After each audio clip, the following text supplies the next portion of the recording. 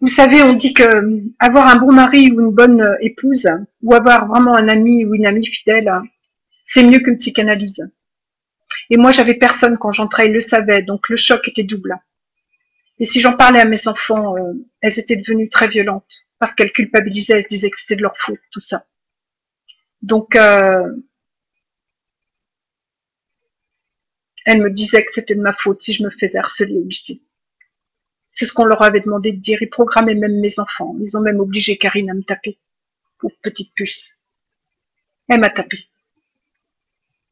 Elle m'a tapé en 2000-2001. Je pense aussi que tout ça la débordait. Je veux dire, c'était trop pour une enfant. Tout ce qu'elle avait dû faire. Ne rien pouvoir me dire. Quelle souffrance. Elle a souffert, Karine. Parce qu'ils se sont plus acharnés sur elle. Parce qu'ils disaient qu'elle était du côté de mon mari, qu'elle ressemblait plus à mon mari qu'à elle, alors qu'elles sont jumelles homozygotes. Regardez les photos. Si c'est pas une folie. Et toute la famille disait la même chose. C'est une folie familiale. Et quand ils voient des jumeaux, c'est une espèce de reproduction, ce qu'ils ont en eux, le mal et le bien. Vous voyez? Ils en mettent une sur le mal et une sur le bien. Ils avaient mis Karine sur le mal. Elle a tout enduré, tout. Sachez que Karel a souffert autant qu'elle. Parce que j'avais lu dans un livre, c'est étrange, en licence, j'ai fait un travail où j'étais très bien notée.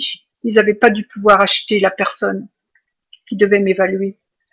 C'était un mémoire sur la notion du double dans la littérature. Et j'avais choisi la littérature de Gérard de Nerval, où il évoque beaucoup le double de soi, qui a développé à un moment donné, grâce à la drogue ou à cause de la drogue, une double personnalité. J'avais beaucoup travaillé et je devais soutenir ce mémoire-là en licence tel jour. Et le matin, j'étais tellement timide, c'est pour que vous sachiez comment j'étais. J'avais tellement peur de parler devant les autres, tellement peur. En licence, on était très peu, on était par des groupes de 25 pour ce travail-là. Donc c'était des TD en fait, et je devais soutenir devant tout le monde. Alors forcément, Sophie Marinopoulos, quand elle soutenait, elle mettait ses plus beaux habits, elle tordait son cul, il paraît qu'elle couchait avec tous les profs. Vous savez, en psychologie, pour gagner du temps à la fin de l'année, de correction, et puis pour gagner au niveau du budget, une épreuve sur deux est à l'oral. Et il y avait beaucoup de bruit qui courait, et puis moi j'étais tellement pure, j'avais tellement rien vu de la vie, on me cachait tout, que je voulais pas croire les autres. Ils me disaient que elle suçait les profs pour avoir ses notes. Mais moi je suis sûre que c'est vrai aujourd'hui. Tout le monde avait peur d'elle, tout le monde, je vous jure. Elle faisait la loi dans les amphis. Je l'ai vu prendre un micro et donner l'ordre d'évacuer l'amphi au moment des grèves et tout le monde lui obéissait. On cherchait même pas à savoir pourquoi. On cherchait pas à savoir pourquoi. Tout le monde la craignait. À 18 ans, elle avait une hargne. C'était la dominatrice parfaite. Mais j'ai parlé avec des gens qui avaient été en cours avec elle. Elle avait eu un bac littéraire très moyen. Ce n'était même pas une bonne élève. Elle était justement là. Son père était psychiatre. Il voulait qu'elle soit médecin, mais elle ne pouvait pas faire médecine. Et le Martineau, je pense qu'il a un bac littéraire. Et je veux que vous sachiez que la mafia, elle peut payer une première année de médecine pour un psychiatre. Parce qu'il n'y a pas besoin d'être vraiment calé pour faire des ordonnances de neuroleptiques à la chaîne. Ils peuvent tout payer. Ils peuvent. Vous savez comment ils font? C'est simple, ils achètent les sujets. Tellement cher, tout est possible, vous savez. Ça ne se sait pas si vous achetez les sujets pour 10 personnes sur 1000. Et en France, en première année, vous avez 15 000 personnes qui passent le concours. Je crois qu'il y a 15 villes avec 1000 personnes, 10 villes, au moins 10 000 personnes. Vous voyez? Vous voyez comment le téléphone sonne encore? Il s'acharne. Des fois, je débranche. C'est toujours des numéros inconnus. On me laisse pas de messages, vous savez. Parce qu'en général, quand on me laisse des messages, c'est transparent, ils ont peur, vous comprenez? C'est des garages, des fois, qui me prétextent que j'ai laissé ma voiture. J'ai tout subi. Tout. Donc, j'en étais en train de vous raconter, vous voyez, le téléphone, ça me fait perdre le fil. De quoi est-ce que je vous parlais? Oui, je vous parlais du prof qui venait distribuer ses copies dans ma classe. De toute façon, quand j'oublie un truc, après, ça me revient. Il n'y a pas eu que ça. Je me rappelle que peut-être 15 jours après, Monsieur Le Pourriel, il est rentré dans la classe pour donner les menus de la semaine, pour que je m'énerve. Et puis il est parti à blaguer avec les élèves, il est resté une demi-heure. Alors que, imaginez que c'était en devoir ou que j'ai un truc prévu, parce que, par exemple, vous avez fixé un devoir le 13 février, par exemple, et puis vous êtes une semaine avant, le 6 février, et il faut absolument terminer le chapitre 10 pour qu'ils arrivent au devoir, parce que dans le devoir, il est déjà prévu qu'il y a des questions sur le chapitre 10. Et il est là, il vous prend une demi-heure, mais vous le finissez pas. Et puis ça chamboule tout. Vous êtes obligé de changer votre devoir. Enfin bref, vous comprenez. C'est interdit de toute façon de faire ça, surtout pour donner des menus. Ils ont tout. Ils se croyaient tout permis. Puis ils riaient, hein, il riait. Au bout d'un moment, je lui ai dit, excuse-moi, mais j'ai mon cours. Il s'est mis à rire avec les élèves. C'est-à-dire qu'on m'aurait marché dessus, ça m'aurait fait moins mal. Alors pour les pâtes, j'ai fait mon cours jusqu'à la fin en pleurant. À un moment donné, j'ai pleuré quelques secondes et je me suis dit, Annie, ne te laisse pas faire. C'est bientôt fini, c'est la fin de l'année. C'était un de mes derniers cours. Te laisse pas faire, redresse la tête. Et j'ai fait mon cours. Et ce qui a quand même été étonnant, je pense qu'il y avait des élèves qui ont commencé à avoir pitié.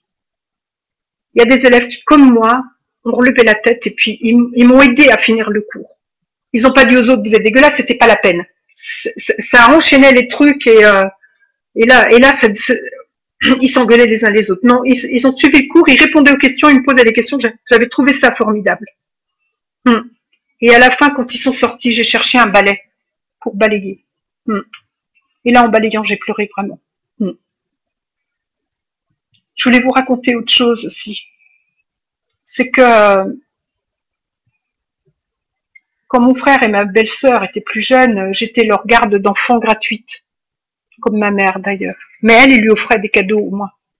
Moi, ils ne disaient jamais merci, ils m'offraient jamais rien. Et quand j'allais manger chez eux, une fois, je me rappelle, ils ont fait une tartiflette. Et ils m'ont passé le plat quand il y avait plus du tout de charcuterie dedans. Ma belle-sœur ricanait. La dernière, quoi, j'étais servie. J'ai mangé des patates avec du fromage dessus. Je veux dire que j'aimais les garder parce que j'aimais ces enfants. Avant mes filles, je les ai tellement gardées, surtout Véronique, celle qui est agrégée de maths. Je la gardais beaucoup, des week-ends entiers. Parce que j'habitais à Châlons à l'époque, à Salertaine. Et puis après, j'ai gardé tous les autres. Quand mes filles sont nées, Sylvain, il avait quelques mois, il était né au 1er mars et elle en novembre. Et c'était le 4e, donc je les ai gardés beaucoup les 4. Beaucoup. Et Marie-Aude, qui est née en 81, je me rappelle très bien, elle est née en septembre 81. Elle avait 4 ans quand mes filles sont nées, donc je l'ai gardée pendant 4 ans, et Véronique 6 ans, et souvent. Mais Marie-Aude, elle avait un problème, Marie-Aude. Quand je la lavais dans le bain, je voulais lui faire sa douche. Elle se mettait dans un coin de la baignoire, je me souviendrai toujours, et puis elle mettait ses 2 mains croisées sur son petit sexe. Puis elle me disait, non, non, non, elle avait 2 ans. Je sais pas pourquoi, j'avais un doute. Elle voulait jamais qu'on la touche. Je veux dire, pas, moi je l'ai jamais touchée, vous me comprenez, je pense. Elle voulait jamais qu'on s'intéresse à elle, qu'on la prenne sur les genoux. Avec tout le monde, elle était comme ça. Hein. Elle voulait même pas qu'on la prenne sur les genoux. Vous comprenez ce que ça veut dire? Donc, laver, il fallait que je la mette en confiance, que je lui raconte des blagues, des petites histoires, que je lui disais, bah tu vois, si tu te laves après, Nani, elle va te lire une histoire, parce qu'elle m'appelait tous Nani. Là, ça allait. Ou elle était très gourmande. Je lui disais, je te donnerai du chocolat. Si tu veux bien que je te lave, je te donne du chocolat. J'aurais dû comprendre. Ça, c'est un stigmate. Et une autre aussi stigmate. Qu'il pleuve, qu'il neige, que ma belle-sœur soit malade avec 39 de fièvre, qu'elle ait des réunions, des machins, elle n'a jamais laissé une seule fois ses enfants à la cantine. Jusqu'au CM2. Alors imaginez avec 5 enfants ce que ça représente. Parce qu'elle avait quand même la ferme, sa maison, et puis elle achetait pas du tout fait, hein, faisait tout. C'est pour ça que madame est connue comme très très bonne mère, elle n'achète pas de tout fait, elle fait tout elle-même, elle fait très très bien la cuisine, ça je peux vous le dire. Mais est-ce que la qualité d'une mère, c'est de bien faire la cuisine? Quand on s'en occupe comme ça le soir sexuellement, c'était pour tout cacher le reste. Et s'ils restaient pas à la cantine, ça j'en suis sûre, c'est parce qu'à la cantine, les enfants parlent entre eux et elle voulait pas de ça. Elle en avait trop peur. Vous pouvez demander aux maîtresses, Madame Lenoir, qui les a eues. J'ai discuté avec elle au téléphone. Elle s'en rappelait de ça. Elle savait pas que mon frère et ma belle-sœur étaient pédophiles. Ils donnent tout le sentiment inverse, ils se garent avec leur espace à la messe, puis ils descendent avec leurs 5 enfants, tout le monde les admire. Le couple de cathos riches, vous voyez. Parce que la richesse, c'est pas avec le travail qu'ils l'ont eu, c'est sur mon dos. Ils ont un robot trayeur.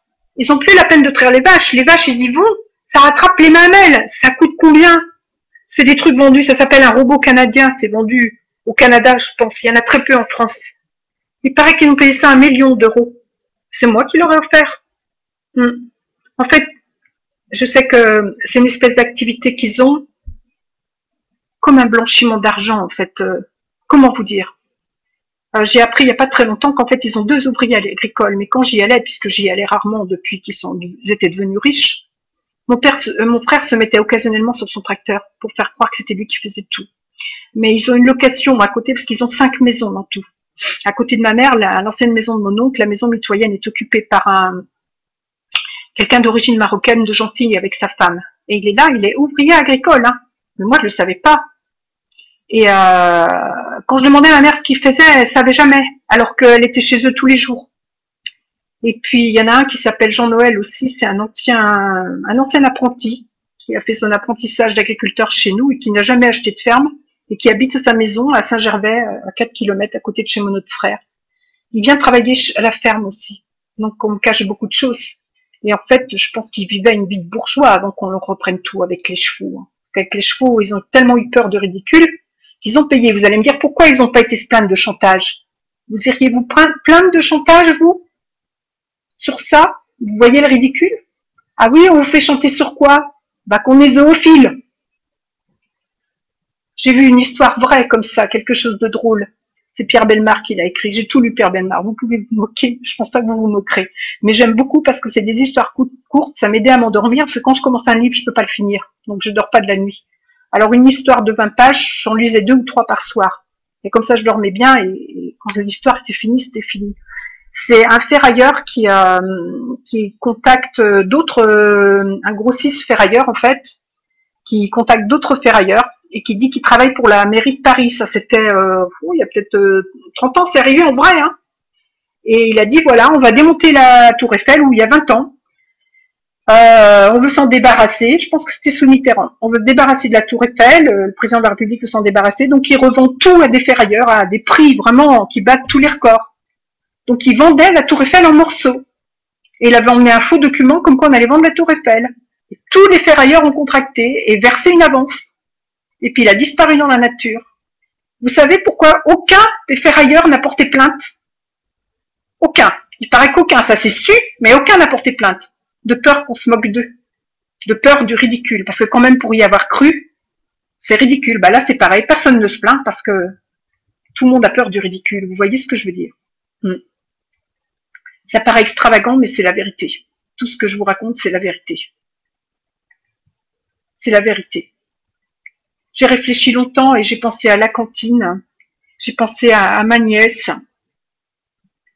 J'ai pensé à la haine aussi qu'ils avaient de moi. C'était pas une haine marquée, je veux dire. C'est la technique que les psys utilisent. Par exemple, à la salle des profs, je parle à quelqu'un et il me répond pas. Ou alors, mieux, on vous pose une question et au moment où vous donnez la réponse, ça c'était la spécialité de Nathalie Le Gallo à Vial. Elle fait semblant de s'intéresser à vous, elle vous parle, elle vous pose une question, puis au moment de la réponse, elle s'en va. Elle parle à quelqu'un d'autre, comme si vous... Alors vous êtes contente, vous sentez une joie soudaine, si quelqu'un s'intéresse à vous, ça vous arrive jamais, et vous lui répondez. Et au moment où vous répondez, elle tourne la tête et parle à quelqu'un d'autre, puis à peine si elle vous ricane pas. Ça m'est arrivé là, lors de la réunion du comité des fêtes de Vial, où je m'étais inscrite pour avoir des amis. Elle a fait comme ça toute la réunion. J'avais payé ma mensualité, j'avais payé pour toute l'année, on payait pour toute l'année. Je suis allée qu'une fois, j'ai tellement pleuré, j'ai même pleuré devant eux. Hein. Mais vous croyez que quelqu'un avait pitié? Je suis pas retournée pour me faire humilier comme ça. Vous posez des questions, vous êtes contente, vous répondez dans le vide, vous voyez. Quelle humiliation, quelle humiliation. J'ai subi, vous savez. En fait, je sais que, même si je vous raconte pas tout, vous me croyez et que vous imaginez bien pire, vu que ça, c'est que des petits instants de ma vie, il faut savoir